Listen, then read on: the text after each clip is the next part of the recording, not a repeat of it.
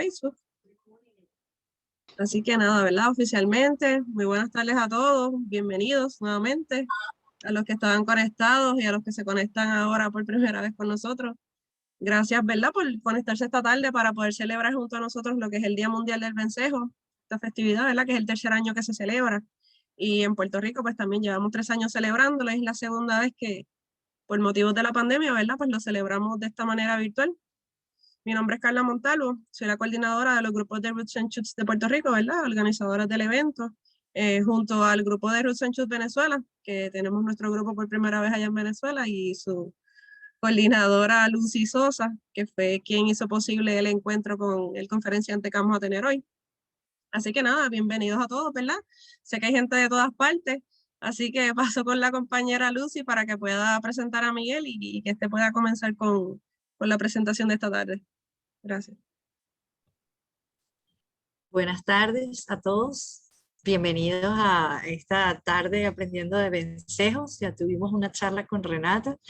Mi nombre es Lucy Sosa y tengo la fortuna de ser la primera, bueno, yo dice la coordinadora de Venezuela en este momento. Somos el único grupo de Roots and Shoots Venezuela, aunque yo he trabajado con Roots and Shoots por 2 años más o menos.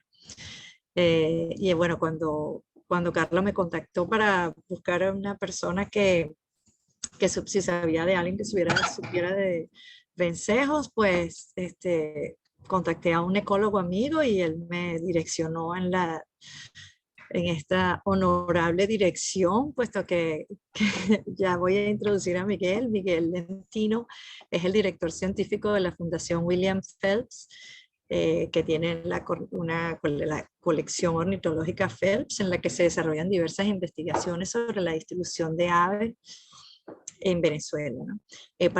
Ha participado en numerosas expediciones de colección de aves, tanto con investigadores nacionales como extranjeros, resaltando las expediciones en la Guayana venezolana, así como en la región andina.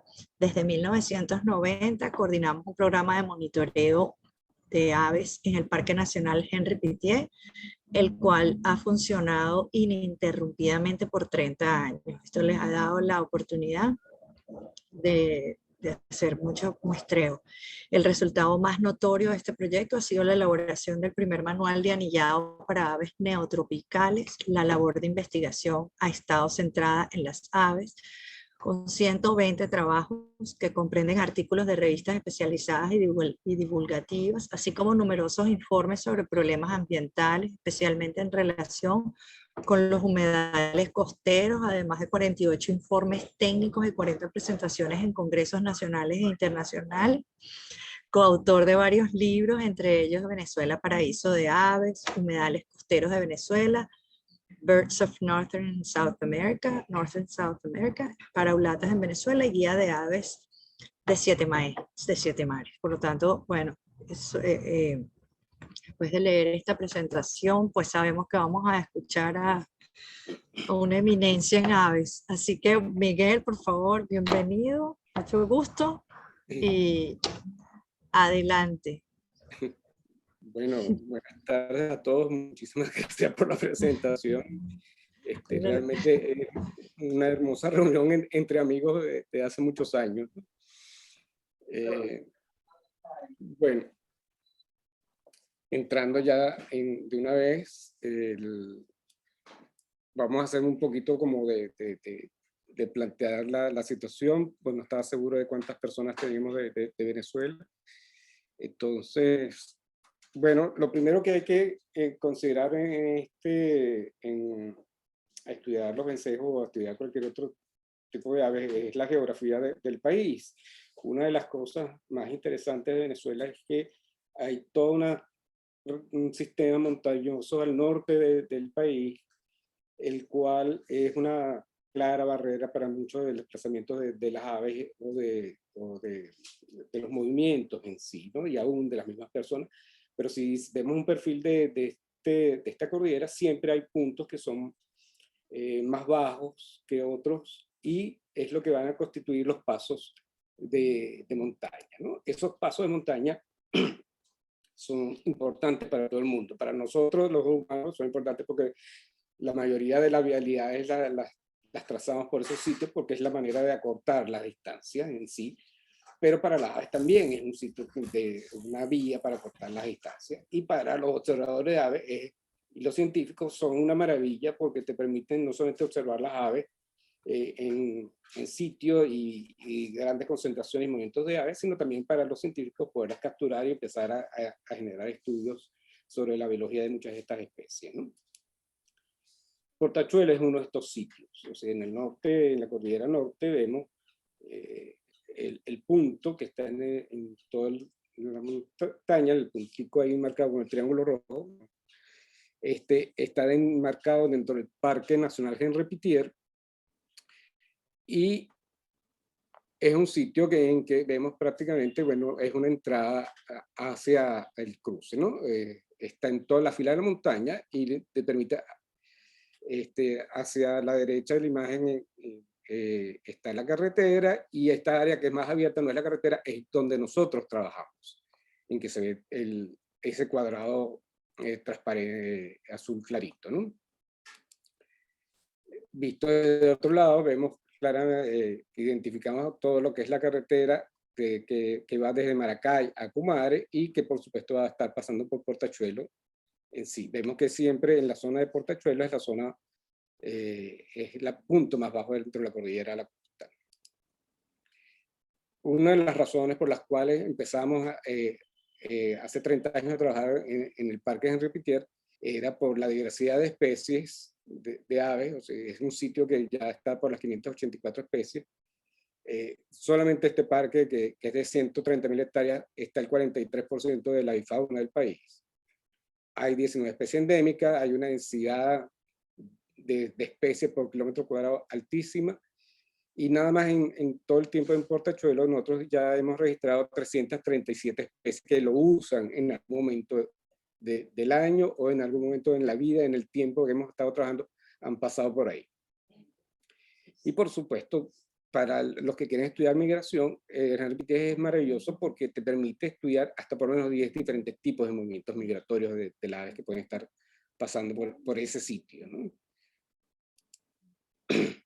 Un poquito de historia es lo siguiente. O sea, vemos en el mapa la carretera cuando se construyó en los años 30, es una carretera bien típica de montaña, con muchísimas curvas, y la distancia era 50, más o menos son unos 52 kilómetros. No sé qué. Pero en medio antes de llegar a la cima, en el lado sur de la vertiente de la cordillera, se empezó en los años 30 a construir un hotel, que era esta estructura inmensa, la cual iba a servir de alojamiento a las personas que iban de un lado a otro de la montaña, entre las zonas costeras y lo que es la ciudad de Maracay. A la muerte de Gómez en el año 35, por supuesto, todos los trabajos de construcción se pararon, salvo lo de la carretera. Y además había una línea de telégrafo que pasaba por el sitio.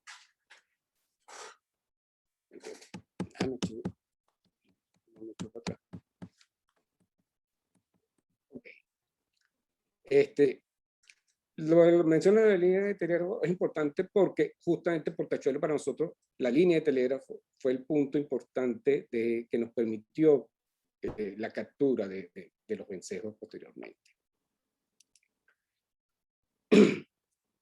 Ya en el año 39, en el año 37, Wetmore visitó el Henri Pittier a invitación el gobierno de Venezuela en ese momento, y sobre todo Henri Pittier, pidieron que se empezaran a hacer los estudios, porque Henri Pittier empujó muchísimo de que el parque se decretara el parque nacional. Fue el primer parque nacional de Venezuela. En aquel momento se llamaba el parque Rancho Grande, y eso fue decretado en el 37. Se invitó a Alexander Wetmore, que trabajaba en el Smithsonian, a estudiar las aves, y fue el primero en que se dio cuenta del potencial que existía en el Paso Portachuelo para las migraciones de aves y los movimientos de aves. Posteriormente, William Beebe, también de la Sociedad Zoológica de Nueva York, hizo los primeros estudios de las aves en el sitio, y uno de los trabajos que él hizo, aparte de los migratorios, fue identificar y estudiar todas las aves, todos los vencejos dentro del parque que estaban pasando en ese momento, ¿no? Posteriormente se creó la Estación Biológica Rancho Grande, y esa Estación Biológica Rancho Grande estuvo dirigida en los años 50 por un investigador alemán que se llamaba Ernest Schäfer, quien hizo prácticamente todos los estudios de biología de los crácidos, pero también los vencejos y las migraciones fue un punto importante de ello. En esta foto de la izquierda lo vemos junto con su coautor en ese trabajo, que era el señor Phelps padre, ya una persona mayor en los años 50, y estaba aquí con Jean Delacour en una reunión que se hizo en el año 52 de la UICN en Venezuela. Una de las personas claves dentro de la investigación, dentro de Henry Pittier, es el doctor Collins, quien generó toda una cantidad de información básica sobre algunas especies de vencejos en el norte de Venezuela, dentro del parque. También recientemente publicó los datos de información sobre las dietas de todos estos vencejos que él registró en los años 70, 75, 76 en el sitio. Y uno de los aspectos interesantes es que él empezó con el trabajo de anillado de vencejos en el sitio. Con la información que nosotros manejamos, bueno, por lo menos 2 especies fueron claramente anilladas en este lugar, ¿no? Esto después, porque después hay un cuento curioso con esto. Okay. En el año 89, nosotros hicimos un proyecto piloto para arrancar prácticamente después en el 90. Y en ese momento se trabajó con la Sociedad Bubón de Venezuela, inició pionera dentro de este proyecto, después se incorporó la colección Phelps, y trabajábamos 3 personas en ese sitio, que eran Marilu Burwin y Carola Porta, y empezamos a trabajar a tomar las muestras, y trabajamos en Portachuelo. En este mapa, no sé si lo llegan ustedes a ver, pero sí sorprendí. Esto es una foto de Google Earth del año 2014, y aún es posible ver el trazado del telégrafo, por donde pasaban los cables. Esos cables dejaron, el telégrafo dejó de funcionar ya, no sé, ya cuando nosotros estábamos trabajando, empezando en el 90, ya no existía, estaban los postes, pero no existía. Pero aún así es interesante el impacto de la gente, del ser humano sobre el ambiente, que aún después de tanto tiempo quedaba la línea se veía claramente, o se ve claramente el trazado de por donde pasaba el telégrafo, ¿no? Menciono mucho el telégrafo porque gracias al hecho de que estuviera ese telégrafo puesto es que se mantenía limpio toda la zona, y lo cual nos permite capturar a los vencejos prácticamente a ras de suelo. Eso no es normal, no es algo que ocurre frecuentemente en todos los demás sitios. O sea, la gente que muchas veces tiene que trabajar con vencejos trabaja o en las colonias, que generalmente son en sitios en ríos, en quebradas, en farallones, etcétera, o que han logrado establecer un sistema de nidos artificiales dentro de alguna estructura o algo de ese estilo, ¿no? Entonces, tener un sitio donde los vencejos te estén pasando al ras del suelo no es lo más frecuente, y, pues, y eso es uno de los encantos que hay en este lugar. Por supuesto, a lo largo de todo este tiempo, bueno, hemos acabado estableciendo una escuela de personas en que trabajan ahí con nosotros. O sea, es un equipo, el usuario, el participante trabaja y es entrenado en labores de anillado, de identificación, etc. Una de las cosas más interesantes que después de tanto tiempo, por fin tenemos de manera normal y recurrente en los últimos años agentes de guardaparques en sí. O sea, normalmente los guardaparques siempre nos apoyaron, pero no eran personas que participaban directamente en las actividades, eran observadores simplemente, pero ahora ya son partícipes activos dentro del tipo de trabajo que estamos desarrollando. Por supuesto, en Portachuelo, bueno, hay una cantidad de preguntas iniciales que nosotros nos planteamos en aquel instante. O sea, conocíamos los trabajos hechos con anterioridad, Eso nos daba un background de historia, de recuento de qué es lo que estaba ocurriendo, pero nosotros nos estábamos empezando a preguntar qué especies están pasando, cuántos de ellos están pasando, si los especies que estaban pasando y cuántos están pasando era semejante a lo que se estaba reportado en la literatura o no, si habían cambios. Queríamos saber si el paso era una vía restringida o estaba operando siempre, quiénes lo estaban usando, cómo era ese uso de esto. Y por supuesto, cuando arrancamos la parte de anillado, en que nos ayudó muchísimo la Wildlife Conservation Society para arrancar en la parte de anillado, empezar a tener una información básica de las especies residentes que estaban en el sitio. O sea, queríamos saber qué estaba ocurriendo con ellos y cómo eran los cambios de plumaje, etcétera, etcétera, ¿no? Y por supuesto, entre ese lote entran los vencejos. Para lo cual montamos una estación en el sitio donde están una cantidad de redes puestas. Realmente estamos trabajando entre 15 a 20, 25 redes por temporada. Se toman todos los datos básicos a la especie, se registra la información, se genera y se almacena ese tipo de información en un anillo, y por supuesto a cada ave se le coloca su anillo adecuado, ¿no? Que es su número de cédula. Por eso,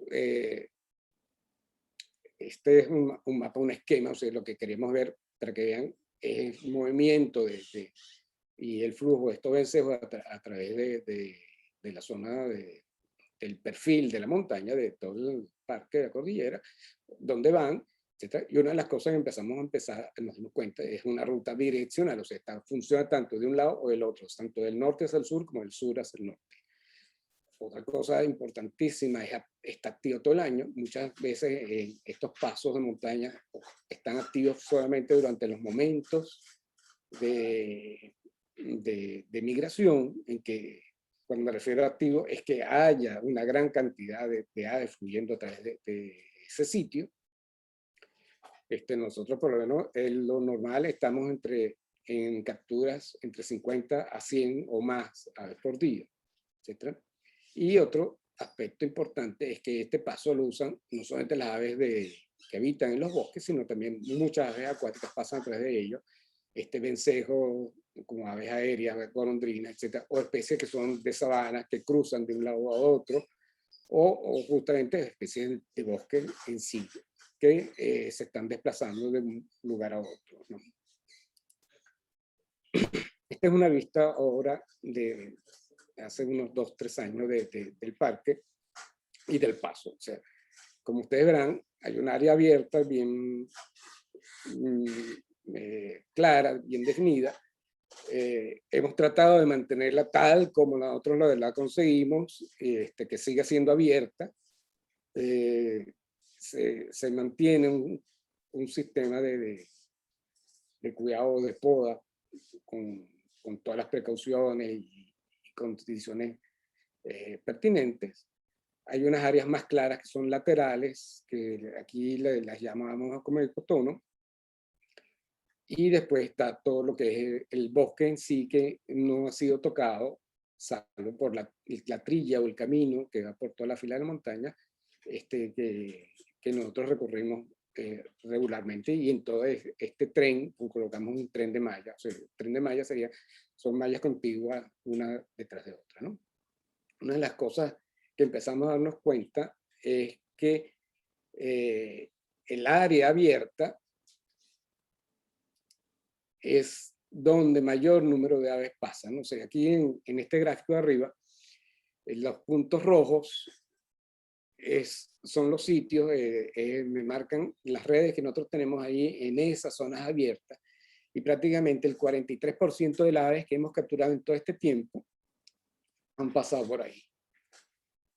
El otro, más o menos 35% de las aves están pasando por los bordes más claros, que son los ecotonos. Esa parte clara a los bordes de esta área abierta es que están pasando, mientras que hacia por todo el resto de la fila de la montaña, que nunca se ha tocado y que sigue estando en la estructura del bosque tal como está, con sus cambios paulatinamente de lo que puede ocurrir regularmente con la caída de árboles, etcétera, simplemente es donde menos capturas de aves tenemos, ¿no? Que pueden ser interesantes desde el punto de vista de grupo, pero es lo que menos abundancia tenemos. Mientras que el pasar por el área abierta es donde tenemos muchísimas más capturas de aves. Una idea que me gusta siempre mostrar es estos dos grafiquitos de, a pesar de que sea un paso, hay una cantidad de flujo y hay una cantidad de especies que pueden pasar en un momento dado. En el gráfico de la izquierda, donde la fecha del 25 de octubre del 2005, vemos que hay todo un grupo de aves que están ocurriendo, ¿no? Los vencejos, que son los que están en amarillo, prácticamente empiezan a dominar siempre las tardes. Por lo general hay una preferencia a ellos cruzar en la zona en las horas de las tardes, mientras que los paserinos residentes tienden a cruzar más en las mañanas temprano o muy tarde en la tarde, ¿no? Los troquillos, los colibríes, bueno, ellos están casi todo el día cruzando, ¿no? Los migratorios también tienen su tiempo de vida, de paso. Esto es una fecha en temporada de migración, pero no normal. Pero sucede que cuando hay picos de entradas de migratorios, pues simplemente son ellos. Entonces ni siquiera los vencejos pueden competir con todas estas aves residentes, perdón, con todas estas aves migratorias, porque está la magnitud o la marea de aves de la bandada de migratorio que está empujando a pasar por el sitio en que prácticamente todos los demás aves se tienen que apartar de un lado para que ellos estén cruzando en ese momento del día, ¿no? Entonces, eso nos dice a nosotros que, bueno, si el paso tiene una capacidad, un volumen que puede admitir de cantidad de aves que pueden estar cruzando en un momento dado, y que hay toda una jerarquía en el uso de ellos en cómo funciona esto, ¿no? Esto nos lleva a los vencejos en sí. O sea, en Venezuela tenemos unas 16 especies de aves reconocidas. Ahorita, recientemente, hay una especie que pasó a ser endémica, que antes nunca quiso ser reconocida. Y ahora, bueno, ahora está ahí. En esto, gracias al trabajo del doctor Chester y el doctor Collins, entre otros, las aves los vencejos que están usando el parque, o sea, los usuarios, para nosotros, nuestros usuarios regulares dentro de Portachuelo, son estas 10 especies. Entonces, hay 4 muy comunes, y otras que tienden a ser bastante raras o poco común en las capturas, ¿no? Las que son extremadamente comunes, bueno, son por el volumen, para nosotros el volumen de capturas que hemos tenido a lo largo de todos estos años. Las especies raras que nosotros nunca hemos capturado en el sitio, en todos estos 30 años, son estas dos, que hay registros, por ejemplares capturados, colectados, que es un registro duro, no es algo visual o que alguien dijo o supuso, sino hay un solo registro de estos dos vencejos, del meridionalis y del Streptocones felsi, que es escrito por el Dr. Collins en los años 70. Es típicamente una especie de tepuy, y el Quetura meridionalis es una especie de migratorio de Sudamérica, ¿no? El vencejo enano, el vencejo de palma, está en Maracay, en las zonas bajas, y también en el otro lado de la cordillera, en Ocumare, pero nunca se ve que no tiene el interés o la capacidad de volar y cruzar y atravesar toda el área de Portachuelo, y nunca lo hemos podido registrar ahí. Las capturas. Bueno, ¿qué es lo que quiero después hablar? O sea, los números de individuos que nosotros hemos ido capturando en el tiempo. O sea, hay unos que son extremadamente abundantes, como el vencejo de Bauts, que es el que tenemos la mayor cantidad de capturas, y tenemos un porcentaje muy alto, bastante alto, un 23% de recapturas de individuos recapturados, ¿no? Y el vencejo grande o de collar. Tenemos casi 3.000 ejemplares anillados, pero nuestras recapturas de él son realmente bajas, pero aún así nos dieron resultados muy interesantes, ¿no?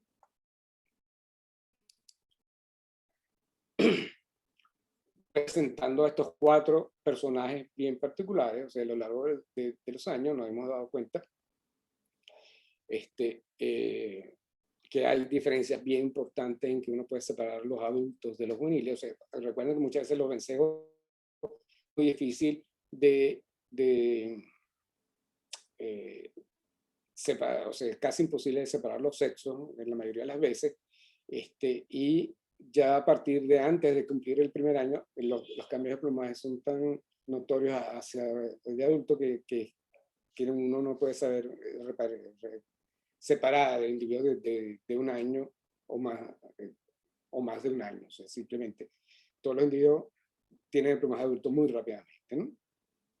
En cambio, los juveniles en este vencejo grande tienen muchísimas rayas y marquitas en la garganta, en la cabeza, en las partes inferiores, y eso nos dice a nosotros que es un individuo juvenil. Y eso lo podemos saber los primeros 6-7 meses de vida del animal. Después de más o menos de los 7-8 meses, prácticamente es casi imposible que nosotros lo podamos separar, a menos que empezarlo a trabajar con muchísimo cuidado, ¿no? Es un animal muy grande para ser vencejo, y aquí lo vemos, el hecho de pesar un promedio de 90 a 100 gramos y de a las 190 gramos, dice que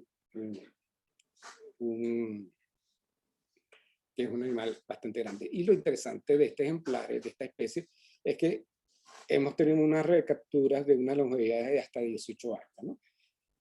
Para nosotros el récord de todo en muchos sentidos. Es el ave que tiene el récord máximo de edad que nosotros hemos anillado en Portachuelo.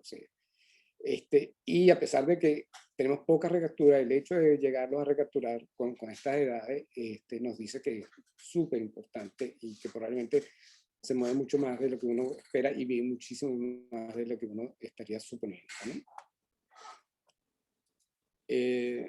Los vencejos de Baux, tenemos también un número grande de registros. Tenemos las longevidades con esta ave, nos da de 11 a 12 años, la media está entre 9 y 11. Es una ave mediana, pequeña, de unos 18 gramos, y por lo menos siempre con patrones estándares de tamaño. También uno los puede separar por las marcas del dorso, la espalda, de la rabadilla en sí. Los juveniles son muy rayados con respecto a los adultos, ¿no?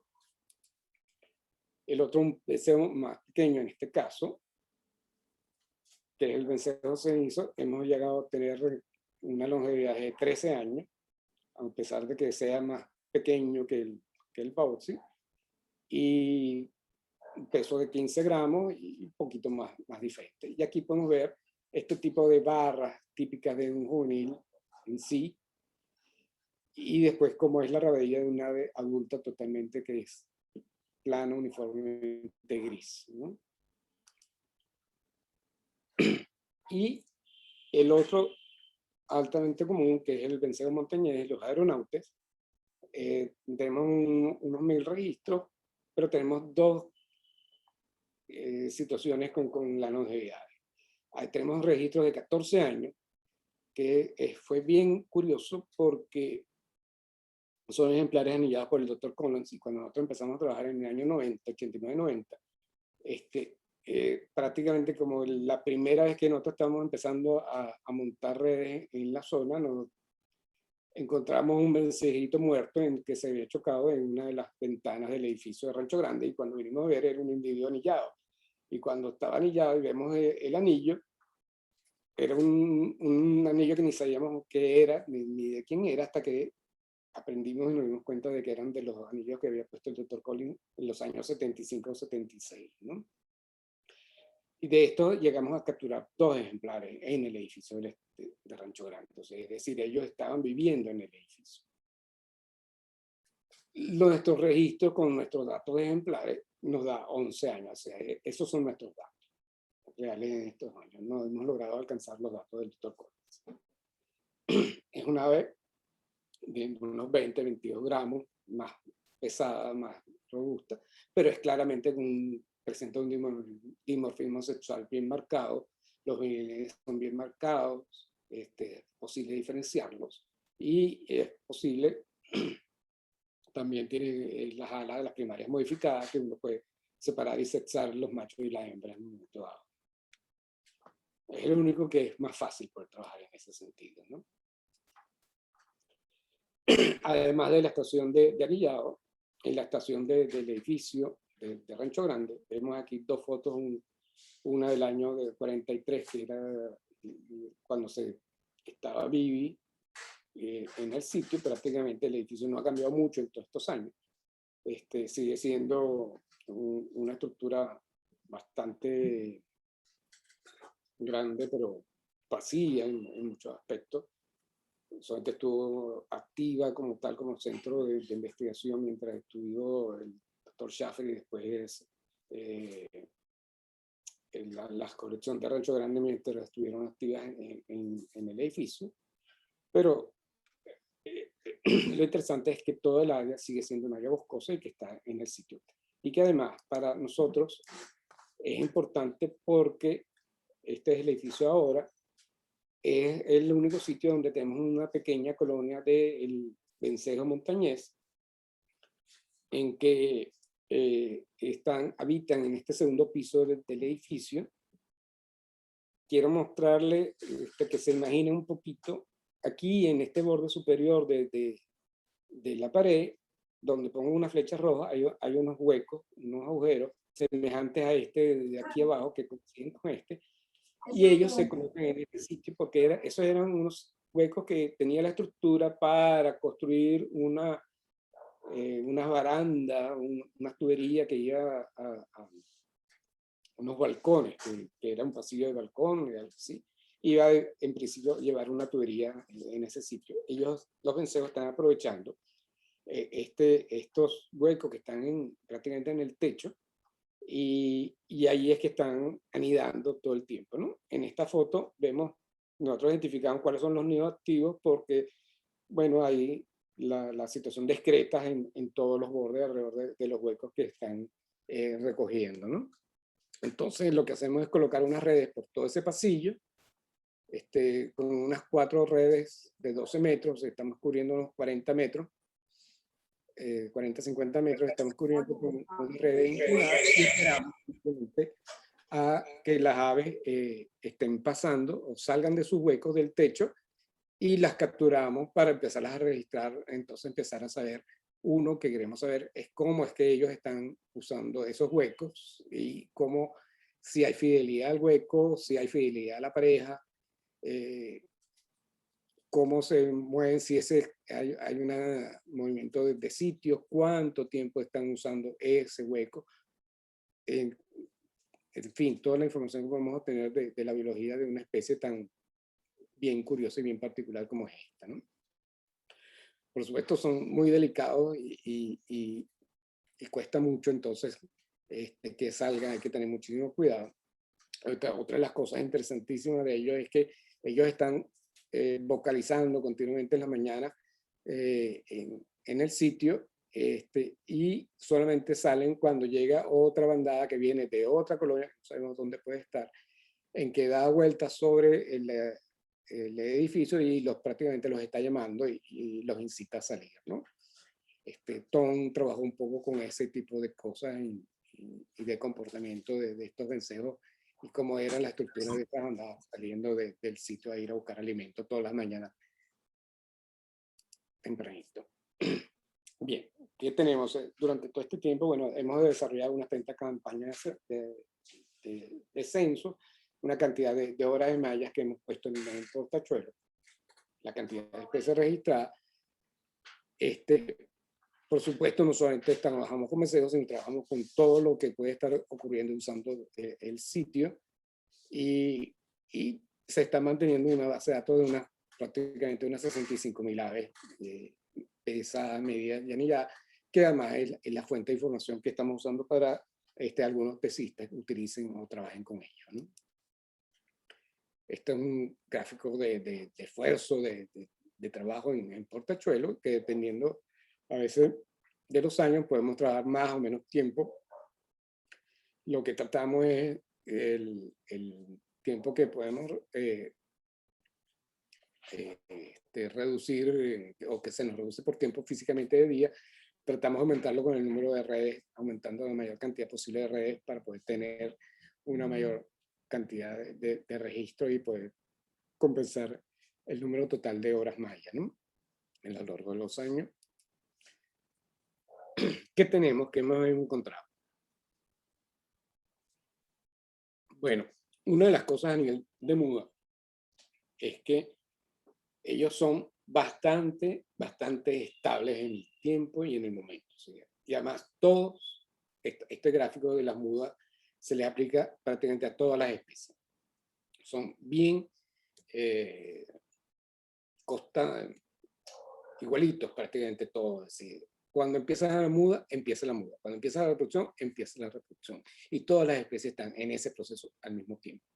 O sea, las mudas empiezan en junio y terminan en octubre o noviembre. Puede haber alguna pequeña variación, pero el bloque de muda de tiempo es prácticamente el mismo en cantidad de meses y dedicación. O sea, son bien estables. Entonces, dependiendo de en qué momento uno lo captura, uno puede saber prácticamente qué primaria está mudando, cuándo la está mudando. O sea, uno sabe que si estamos en la primaria 1 es una ave del mes de junio, si estamos mudando a la primaria 9 o 10, está entre octubre, a finales de octubre, al comienzo de noviembre. Y eso lo podemos saber. Lo cual es bueno, en cierta manera, porque sabemos que los individuos juveniles los podemos identificar claramente porque no están mudando en ese momento. Entonces, si capturamos un ejemplar en septiembre, octubre que no está mudando, sabemos que aunque tenga el plumaje ya de adulto, es un individuo juvenil porque simplemente no está mudando, ¿no? Entonces son bastante predecibles en ese sentido. A nivel de capturas en todos estos años, vemos en estos gráficos las 4 especies más abundantes. Lo primero que uno ve es que hay una caída globalmente en sí, ¿no? Hay unas especies mucho más marcadas que otras, pero en general hay una tendencia hacia la caída, ¿no? Solamente el vencedor montaña del aeronaute es el que menos ha sufrido una disminución en la cantidad de aves que caen o que están usando el paso.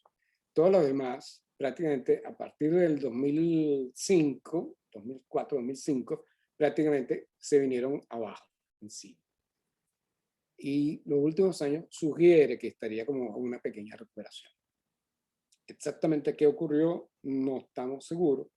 Nosotros podemos suponer que entre los años 2000 y 2004 el efecto del virus del Nilo afectó a muchas poblaciones de paserinos. Nos dimos cuenta, notamos muchísima caída de número de aves de paserinos en distintos lugares de Venezuela, pero con ello puede que haya sido más retrasado o puede ser simplemente un problema de el número de aves que pueden estar disponibilidad de recursos alimenticios. Eso es algo que todavía no estamos claros en saber, ¿no?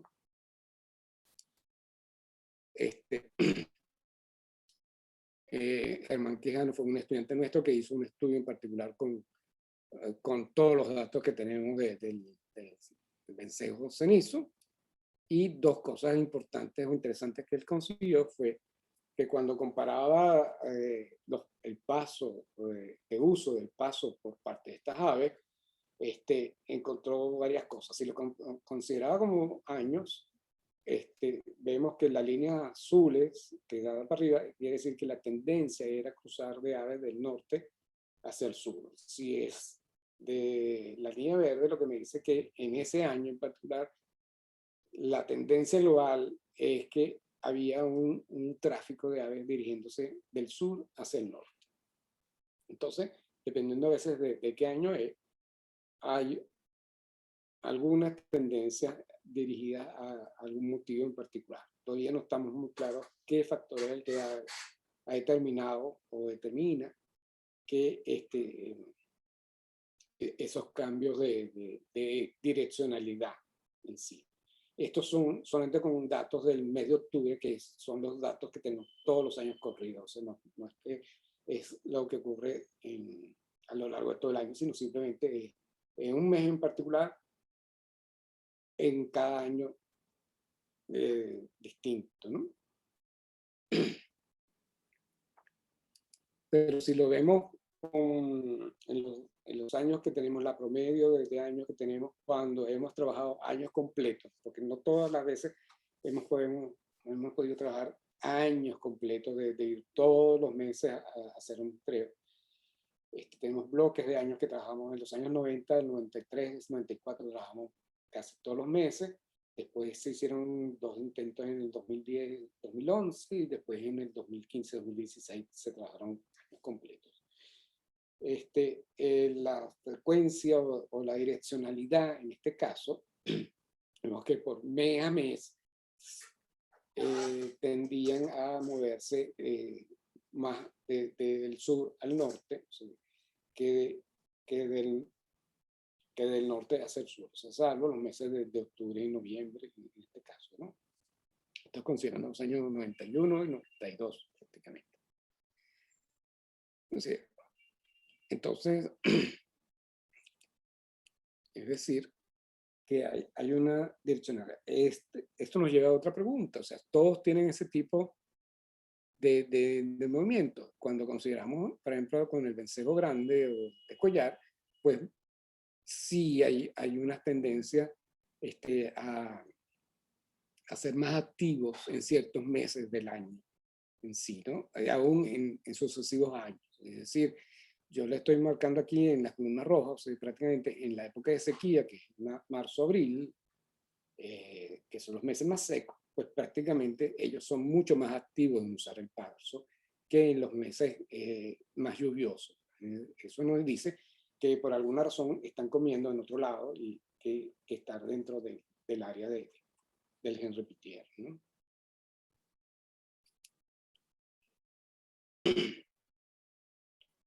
Suposiciones, bueno, hay muchas cosas. O sea, sabemos que las temperaturas en la zona han cambiado. O sea, nosotros pasamos de una temperatura media de 19 grados, ahora que estamos en una temperatura media de unos 22 a 23 grados centígrados, por datos nuestros tomados por nosotros mismos, comparados con todos los datos históricos, y sí puede ser que los cambios de temperatura han afectado no solamente a los vencejos, sino también a las más aves que usan el paso en sí, ¿no? Y lo cual ha hecho que empecemos a registrar una cantidad de especies de zonas bajas, calientes en la zona en los últimos años. En cambio, los vencejos, bueno, por lo menos siguen siendo los mismos en volumen, salvo las 4 muy raras, que estos que están ocurriendo. Y puede ser efectivamente que estos cambios de temperatura deben estar afectando de alguna manera la disponibilidad de recursos que los vencejos están obteniendo y que probablemente deben afectarlos a ellos también en la cantidad de individuos en sí en su población. Bueno, esta generación de información nos ha permitido tener para la gente un manual con que poder identificar los sexales o saber en qué momento pueden estar y cómo revelarlo, y eso se ha ido preparando para una cantidad de especies en sí que usan ese sitio, ¿no?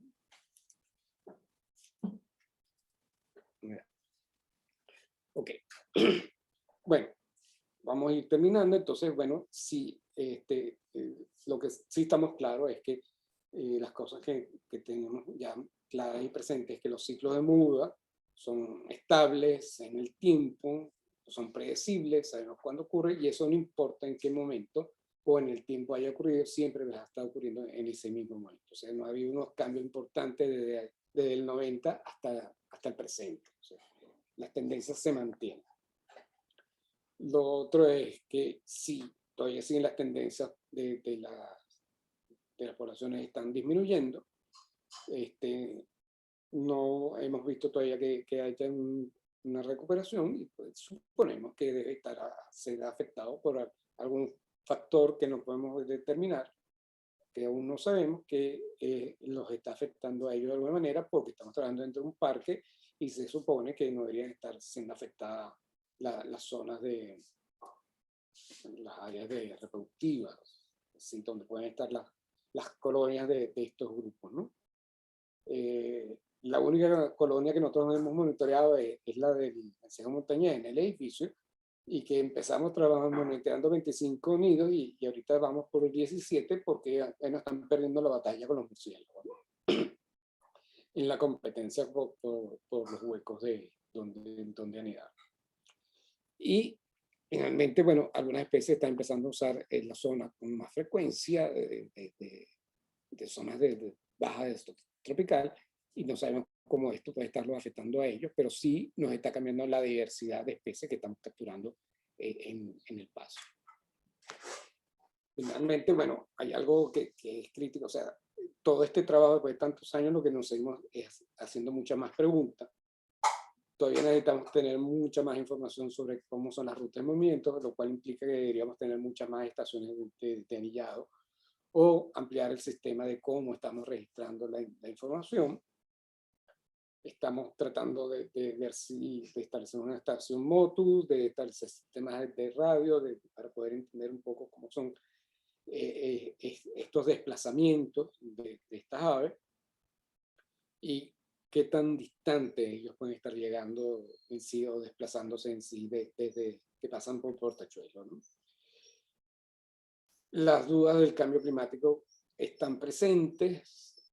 Algunos grupos están siendo afectados por este cambio climático, otros no, claramente sé que no les afecta en lo más mínimo, pero sí está ocurriendo y hay cambios en el sitio, que no solamente es cambio de la dinámica de la comunidad, de la diversidad que podría ser natural, de cambio de diversidad, porque simplemente cambia la estructura del bosque, probablemente son cambios de otra índole que están ocurriendo. Pensamos que una de las cosas que podríamos empezar a trabajar de nuevo,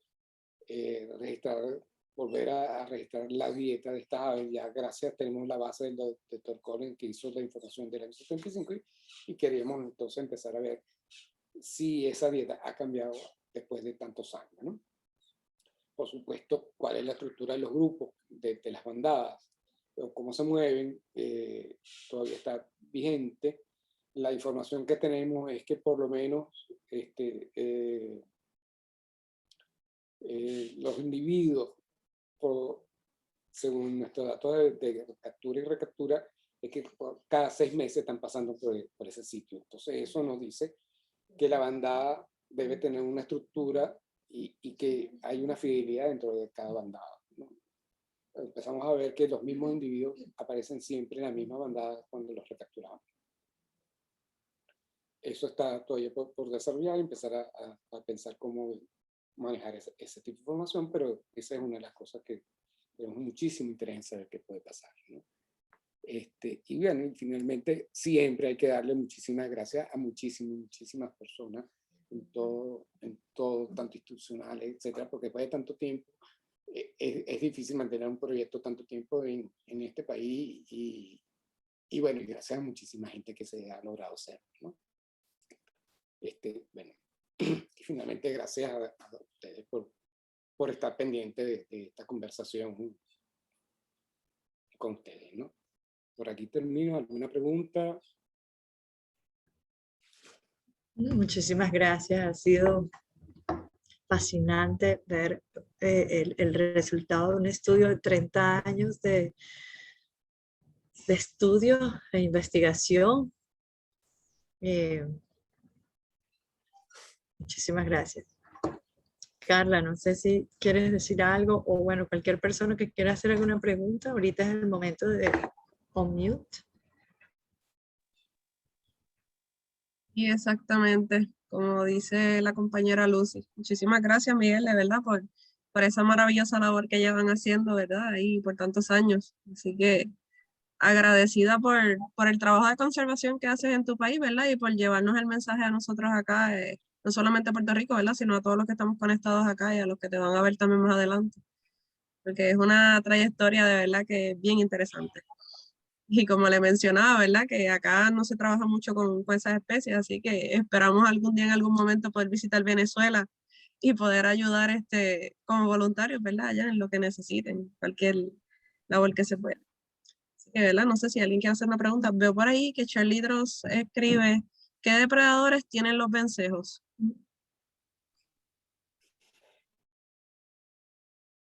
Bueno, halcones pueden depredar sobre ellos generalmente, o cuando están en los sitios de descansos, o sea, en los dormideros, etc. O sea, muchos de estos, por ejemplo, todos los caituras duermen juntos. Entonces, algún depredador puede entrar dentro de ellos. Duermen por lo general en huecos de árboles y ahí son fácilmente capturables, ¿no? Los vencejos de collar más anidan o duermen en farallones, entonces de traje corriente. Los halcones muchas veces los están cazando, ¿no? Estando en Portachuelo, hemos visto varias veces los halcones Paz Falcon, el falco rufibulares, un halconcito pequeño. No solamente está pendiente del que está pasando y ellos los cazan ahí, se perchan y esperan que el que pase lo cazan, sea murciélago o sea vencejo, ¿no? Si ellos pueden agarrar, lo tratan de agarrar. Y pero realmente no son muchos depredadores que van a tener, como para tener problemas tan serios que afecten los niveles poblacionales, ¿no? Muchas gracias por la contestación. ¿Verdad? Antes de pasar con las otras preguntas y comentarios, le agradezco a la doctora Adrián Tosa, ¿verdad? De la organización Birds Caribbean, que es la presidenta, por estar con nosotros, a Miguel Mata de Environment for the Americas, Mr. Collins, that is present here too, so thanks for being here, Johnny Phelps también, que está por ahí, fundador también, así que gracias por estar con nosotros. Juan Escudero, ¿verdad? Nos dice, es un honor poder tener la oportunidad de escuchar al profesor Lentino compartiendo tantos años de experiencia, y le da las gracias. Mr. Charles Collins says, nice presentation, brings back a lot of memories of time spent there. Roger Puente nos dice, saludos, ¿cómo se determina la direccionalidad de los vencejos a través del paso? Bueno, estamos en una fila de montaña y esa fila tiene una dirección, es una cresta montaña. Entonces nosotros prácticamente la dirección es noreste-suroeste y toda la cresta está en ese sentido, ¿no? Y lo que hacemos es colocar en toda la fila, bueno, las redes en el sitio. Y claro, uno sabe que del lado que ellos caen es una dirección, ellos iban de norte al sur o del sur al norte, y eso es lo que nos da la dirección, la cantidad de aves que están cayendo, ¿no? O sea, es bastante sencillo, ¿no? O sea, porque no hay, son como 150 metros de malla lineal, entonces no hay cambios de dirección, de ubicación de las redes, o sea, siempre están en el mismo sentido. Entonces, para el voluntariado es fácil recoger la información en qué sentido están cayendo. ¿Me explico? No sé. Entiendo que sí, ¿verdad? No sé si la persona, Roger, que hizo la pregunta, ¿verdad? Si le contestó la pregunta. Nos deja saber, nos puede indicar. Había visto que Cristina tenía la mano levantada, ¿verdad? No sé si quería decir algo. Si está por ahí también.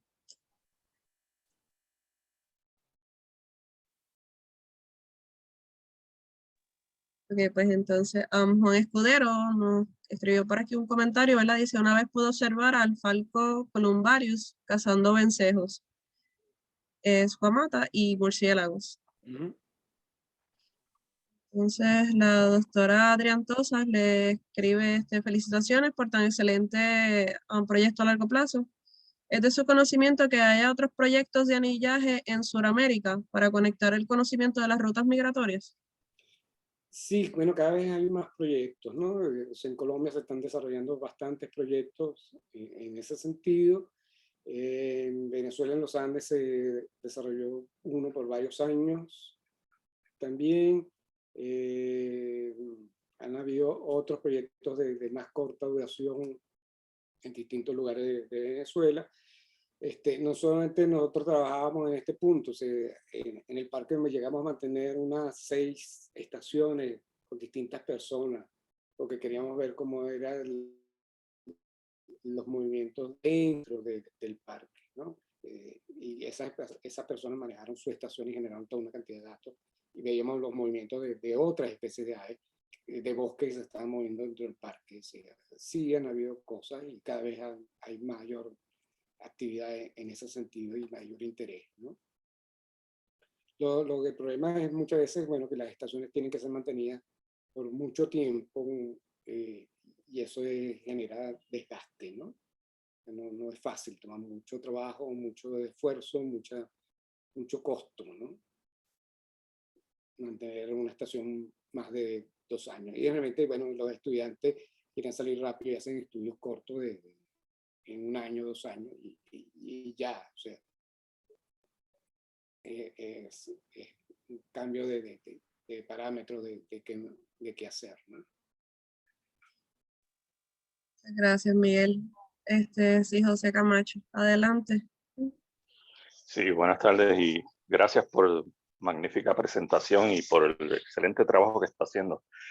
Tengo una pregunta y quería hacer una aclaración antes de hacer la pregunta. Y es que respetuosamente no quiero entrar en temas políticos ni nada por el estilo, pero la inestabilidad política y económica del país les está impactando en sus estudios o han logrado mantenerse inmunes, tal vez no, pero a flote dentro de toda la situación. Bueno, hemos tratado de sortear bastante con mucho tiempo la problemática, porque la problemática del país no es nueva, o sea, no es algo de 1 año para acá, sino tiene más de 30 años con inflaciones del 30 y 40% en los primeros años y hasta ahorita con la inflación que es espeluznante, ni siquiera podemos darle un número de cuál es el millón de porcentaje de inflación que tenemos. Sí nos está pegando ya, cada vez nos está pegando más duro, ¿no? Este año ha sido bien difícil, el año pasado fue muy costoso poder hacer un trabajo, el año pasado no pudimos trabajar, entre parte de la pandemia y parte de los costos. O sea, tenemos que hacer muchísimo esfuerzo para poder recaudar fondos, para poder desarrollar el trabajo, nos cuesta muchísimo.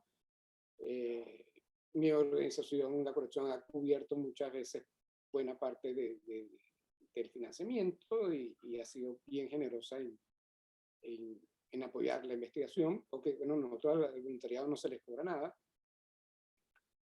porque forma parte de su educación y es un esfuerzo grandísimo que se hace para educar y entrenar a gente a hacer este tipo de cosas y que aprendan de primera mano de lo que es el trabajo en campo, que no es lo mismo que leerlo en un libro, o sea, que sí nos está afectando muchísimo, ¿no?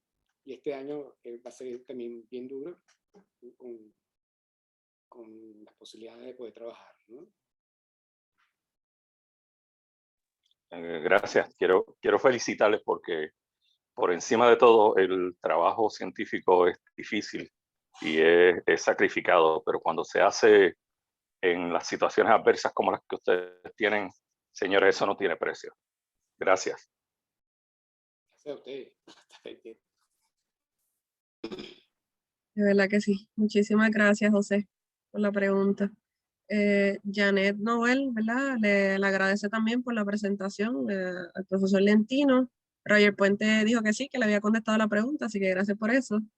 Cristina Sainz le dice muchas gracias, Miguel, por esta charla tan interesante. Y Miguel Mata, ¿verdad? Le agradece también. Dice, en Venezuela formamos parte del Comité Científico de Marcaje y Seguimiento de Aves de la Unión Venezolana de Ornitólogos. A ver, Tom Ryan le dice muchísimas gracias, Miguel, ojalá que se puedan ver pronto. Miguel Mata también dice, todos pueden disfrutar de anillado de aves en Portachuelo en un corto documental, ¿verdad? Y les comparte el enlace de YouTube para que puedan disfrutar del mismo. Marilena dice, muchas gracias a todos por esta charla tan ilustrativa. Miguel también comparte otro enlace en el chat que lo pueden verificar, ¿verdad? De un documental. No sé si alguien más quiere hacer alguna pregunta, la doctora Tosa, a Renata, que está por ahí, no sé si quieres también preguntar algo a Miguel. A mí me gustaría mucho de dar las felicitaciones a Dr. Miguel, es un placer de su charla, es muy lindo el trabajo que hacen por la Fundación Phelps, de cómo ahora trabajo también con especies de vencejos de muchos lugares que nunca fue, como el norte de Venezuela, pero estoy trabajando con las amostras, con los samples de Charlie. Entonces, para mí es como también yo conozco un poquito de esta parte del mundo. Una cosa que se puede hablar en inglés es más fácil para mí porque mi español no es muy bueno. One thing that is I got my attention is like the lack of samples from many countries. There's a big gap like of samples, for example, from Venezuela, from many islands in the Caribbean. So I'm working with samples that were collected in the 70s and the 60s. And I don't know if you, during the banding, if you also take blood samples, or if any birds that are like, for example, if they die eventually during the banding, because it happens sometimes. If you keep these samples, if you have them, or if you're working like, or not right now with molecular studies, but like keeping samples from these birds so it can be used in the future for any genetic studies, because this is really like, I think it would be really interesting to see if the same populations, like if the individuals that are from this specific colonies, like from the Aeronautis mantivagus, if they are related, if they are like from the 70s, if they're related to the individuals that are today, like if it's this, to check this kind of things, like in population genetics, populational genetics. And I don't know, I think it would be a great opportunity to get samples while you're working with banding, but I'm not sure if you do that when you're banding the birds. Okay. Bueno, I'm sorry that you can speak in Spanish, because I understand everything. I just don't, my Spanish, that's not very good. I don't want to be like ashamed of my terrible Spanish. No, it's good, it's good. En el trabajo de banding no tratamos de que no haya muchas muertes.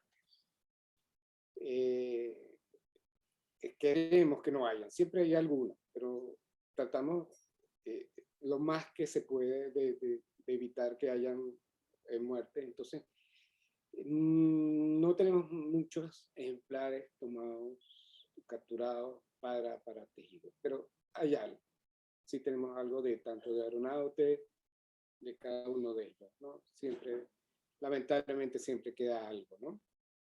Pero básicamente son de ahí, de Portachuelo. O sea, para estudiar variabilidad no tenemos de muchos otros lados, ¿no? O sea, de POT sí tenemos de algunos otros sitios donde hemos llegado y hemos tenido ya desde el punto de vista de colección que hemos estado, ¿sí? A ver, no sé, me explico. Cuando estoy trabajando en portachuelo, mi problema es banding, no es colección, no es colectar ni tomar muestras de tejido. Si ocurre una muerte, la acepto y guardo lo más que puedo. O sea, preservamos en el ejemplar todo lo que se pueda preservar del ejemplar. Siempre hacemos eso. Pero no es la meta, o sea, no trato de obtener ejemplares para colectar. Cuando es una expedición de la colección para visitar un sitio, pues simplemente ahí me cambio el sombrero y sí, o sea, ahí sí trabajamos para obtener una mayor cantidad de muestras de tejido que estamos teniendo y mantenemos una colección, ¿no? Te puedo enviar de dónde tenemos de vencejos almacenados de información. No es fácil de obtener otros vencejos en otros sitios. O sea, es un trabajo bastante difícil de capturarlos en otros lados. Tenemos algunas muestras de otros sitios fuera de Henry Pitcairn, pero no son muchas. ¿Okay? Pero lo hay. O sea, te puedo enviar perfectamente qué es lo que tenemos y sabemos qué hay, ¿no? Si tenemos interés en ampliar con el desarrollo en otros aspectos dentro de vencer, como los stick, parásitos, etcétera, ¿no? Este año a estar trabajando con nosotros en la colección un joven que tiene mucho interés en hacer su doctorado en parásitos ectoparásitos de aves, y lo estoy tratando de enamorar completamente para que se dedique a los vencejos y esperemos que sea otra línea de trabajo que podamos tener dentro del estudio de vencejos en el portachuelo, y ahí podríamos desarrollar otro tipo de cosas, ¿no? De investigaciones y en ese sentido. ¿Okay? Pero es lo que tenemos ahorita, ¿no? O sea, sí hay algo, no mucho, pero hay algo. Y bueno, sí, lamentablemente desde el 90, mi última expedición a Tepuy fue en 94, 95, desde ahí se pararon en este país las investigaciones en los tepuyes y no se ha vuelto a tomar otra vez información de tejidos de tepuyes, ¿no? Eso es un problema, porque, bueno, se paró todo lo que era la investigación en esos sitios, ¿no? Que son difíciles y que prácticamente habría que revisitarlos todos otra vez. Porque cada vez que íbamos a un tepuy, aunque había sido visitado anteriormente, solamente con el cambio del sistema de captura y colecta, ya caían cosas totalmente diferentes. O sea, siempre, los últimos trabajos siempre hubieron de Ollantaytambo, por ejemplo, que fue uno de los sitios más conocidos en los años 30, 39, 40, que se hizo la gran expedición. Con el trabajo que después se hizo en el 90, aparecieron 20, 25 especies nuevas para la cima del tepuy. Entonces, sí, hay que volver otra vez a revisitar todos los tepuyes otra vez, hay que hacer una cantidad de cosas, revisitar todos los sitios nuevos. O sea, hay muchísimo trabajo que volver a hacer. Y volver entonces a tomar muestras de tejido y almacenar nueva información en ese sentido, ¿no? Sí, para el vencejo de tepuy, ahora los tejidos que hay en las colecciones norteamericanas son todos, están viniendo de Guyana, porque el Smithsonian, por ejemplo, que hizo algunas expediciones para Guyana, también yo pienso que el Yale Peabody Museum fue hasta Suriname, pero de Venezuela no hay nada nuevo, solo de Guyana. Entonces, Sí. Debería haber de FLC, Ujú, de Yantepuy tiene que haber. ujú, Debe estar en el American Museum. ujú, sí. Entonces, eso es lo, porque bueno, yo estaba ahí, pues. Ujú, Y lo capturamos y sí, y es, y es, y es un vencedito espectacular. ujú, sí. Ujú, Es impresionante. O sea, es muchísimo más bonito que el rutil. ujú, Es totalmente diferente, ¿no? ujú. Pero sí debe haber algo. Debería, bueno, revisaré a ver qué tenemos, algo así, pero tenía que ver porque estaba la gente de Nueva York, yo estaba con ellos, porque era una expedición en conjunto, y sí, creo que sí se tenía que haber tomado esos temas. Claro, en aquel momento todavía el desarrollo de las técnicas de preservación de tejido era bien complicado, ¿no? No es como ahora que es muchísimo más fácil tomar una muestra y puedes obtener tejido de cualquier cosa.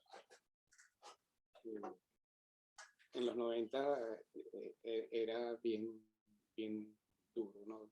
Estar con una bombona de nitrógeno, subir una bombona de nitrógeno, un tepuy era para todos los helicópteros era una tragedia. Entonces no es fácil, pero debe haber algo.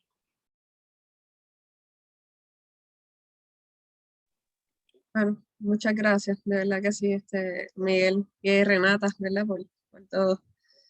Carmen también nos había escrito, gracias por tan interesante charla y gracias por la labor tan necesaria y valiosa que están realizando.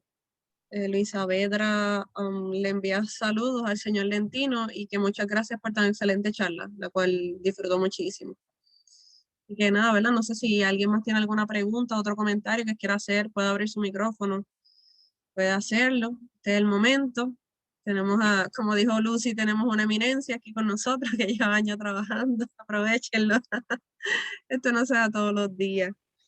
Así que de verdad que eternamente agradecida porque pudiera sacar, ¿verdad? Un tiempo de tan ocupada agenda, ¿verdad? Y más un día como hoy, que estamos celebrando esas especies que ustedes trabajan tan de lleno con ellas. Así que estamos muy agradecidos por poder celebrar con dos personas tan apasionadas, ¿verdad? Como Renata y como Miguel, que hacen una labor tan increíble por los vencejos. Así que gracias por eso, ¿verdad que sí? Bueno, ¿verdad? Miguel, no sé si quieres algún mensaje que quieras dejar a todas esas personas que estén interesadas en trabajar con vencejos, a los que no han podido ver un vencejo, ¿qué mensaje le darías a todo eso? Bueno, simplemente todo llega. En su momento, en algún momento en la vida siempre llega, ¿no? O sea, los deseos siempre están ahí y en cualquier momento siempre va a llegar. O sea, el que quiere lo va a conseguir. O sea, es trabajo con deseo es un grupito muy particular, muy especial, ¿no? O sea, entonces cualquier momento se puede disfrutar de ello, ¿no? Entonces muchos de los que están aquí hoy oyendo estos cuentos, bueno, sí, los han disfrutado, etcétera, con ellos, ¿no? No sé, ya como cuento de anécdota, o sea, uno los ve como muy sencillos, muy simples, pero ellos tienen su malicia en sus cosas, ¿no? Entre siempre, una de las veces que estábamos trabajando ahí en Portachuelo, que teníamos todas las redes altas, los vencejos grandes, estos los sonares, empezaron a pasar una bandada, era un trío, y llegaba a una esquina en un momento dado cerca del paso y se lanzaban contra la malla. Yo estaba ahí, los vi, y pasaron ellos y atravesaron la malla y me dejaron 3 huecos en la malla alta que tenemos a 7, 8 metros. Eran estos vencejos del Carrizo, ¿no? Entonces me quedé, tomo ahí en el sitio viendo, y al ratico vuelven otra vez a llegar, otra vez 3 vencejos, y vuelven a pasar otra vez por la malla. ¡Pah! 3 huecos más. Cónchale. Caramba, esto ya no es normal, ¿no? Y sigo ahí, me quedé más en el sitio, era una tarde. Y otra vez vuelven a pasar los vencejos y otros 3 huecos más. Total que tuve que bajar la malla y sustituirla porque ya no me sirvió para nada, ¿no? Y estoy convencido que eran siempre los mismos individuos que estaban haciendo la gracia de rompernos las mallas, que como que les fastidiaba, les molestaba. O sea, le estábamos interrumpiendo su circulación normal de uso del paso, ¿no? Y esas son cosas que pasan con ellos, ¿no? O sea, que cada grupo está ocurriendo. Lo mismo nos pasa con los aeronautes en el edificio. Si hacemos mucho ruido, ellos no salen y no hay manera de cómo convencerlos de que salgan y cómo verlos a capturar otra vez. O llegan y te pasan por encima de la malla. Es toda una emoción trabajar con ellos. Tienen su picardía como grupo de aves, ¿no? Muchísimas gracias, ¿verdad? Que sí, como comentábamos al principio también, se ven con cara de enojaditos y una mirada ahí muy intimidante ellos, pero son muy sociables, como usted menciona. Así que bueno, ¿verdad? Poder seguir aprendiendo de la especie y de todo lo que hace. Bueno, ¿verdad? Pues si nadie más tiene comentarios ni preguntas, ¿verdad? Los que puedan, ¿verdad? Encender su cámara para poder tirarnos una foto al final. Y nada, pues hasta aquí terminamos la grabación, ¿verdad? De Facebook Live. Muchas gracias a los que se conectaron con nosotros por Facebook Live. Y esperamos verlos ahora de nuevo a las 5 con la charla de la bióloga Agustina Telo, que va a estar hablándonos también, ¿verdad? Sobre los vencejos en Argentina como tal. Así que esperamos poder conectarnos nuevamente. Los que están inscritos, ¿verdad? Y los que nos vayan a ver por Facebook Live, pues los esperamos entonces a las 5 Puerto Rico, Venezuela y a las 6 de Argentina. Así que nos vemos entonces. ¿Ya sacaste la foto, Carla? No,